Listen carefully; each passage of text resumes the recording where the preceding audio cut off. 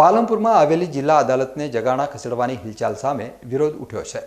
આજે Palanpur bar association દ્વારા પણ અદાલતોને જગાણા ખસેડવા સામે વિરોધ જતાવવામાં આવ્યો હતો। જિલ્લાના મુખ્ય મથક પાલનપુરના જોરાવર પેલેસમાં જિલ્લા અદાલત સહિતની તમામ કોર્ટો આવેલી છે, જે અદાલતોને પાલનપુરથી 7 કિલોમીટર દૂર જગાણા ગામમાં ખસેડવાની તજવીજ હાથ ધરાઈ છે। ત્યારે પાલનપુર બાર એસોસિએશન દ્વારા કોર્ટો જગાણા ખસેડવાનો વિરોધ કરતો ઠરાવ કરી વિરોધ પ્રદર્શન કરાયું હતું। અહીંયા અમે ઉપસ્થિત છીએ।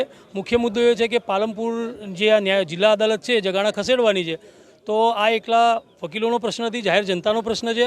અને પાલનપુર એ બનાસકાંઠાનું હૃદય કહેવાય છે, અને હૃદયમાંથી આ મુખ્ય વસ્તુ અહીંથી આ કેમ્પસ આખું જતું રહે તો એ આ હૃદય દૂર કરવા જેવી વાત છે આખી।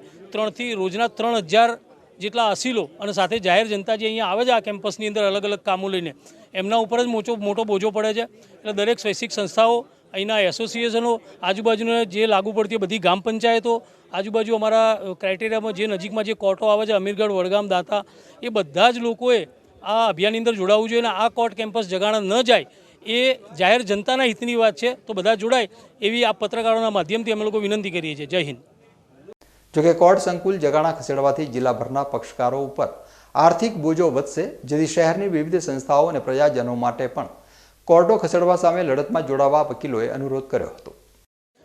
પાલનપુર બાર એસોસિએશનના પ્રમુખ તરીકે પાલનપુર બાર એસોસિએશન વતી હું જાહેર જનતાને, જુદી જુદી સંસ્થાઓને અને જે કંઈ પણ ગ્રામ પંચાયતો છે, જુદા જુદા વકીલ મંડળોને એક વિનંતી કરું છું કે પાલનપુર જોરાવર કેમ્પસમાં જે કોર્ટ સંકુલ આવી રહી છે એને બહાર લઈ જવાની, અહીંથી 8 કિલોમીટર દૂર લઈ જવાની જે તજવીજ ચાલી રહી છે, એના માટે અમે જુદી જુદી જગ્યાએ લેખિત રૂબરૂમાં રજૂઆતો કરી છે। અમારી રજૂઆતો કેટલીક જગ્યાએ સફળ રહી છે, પરંતુ અમને કોઈપણ રીતના સાંભળ્યા વગર અહીંથી કોર્ટ સંકુલ બહાર લઈ જવા માટેનું જે હુકમ થયેલો છે એ હુકમને અમે અમારું એસોસિએશન વખોડી નાખે છે।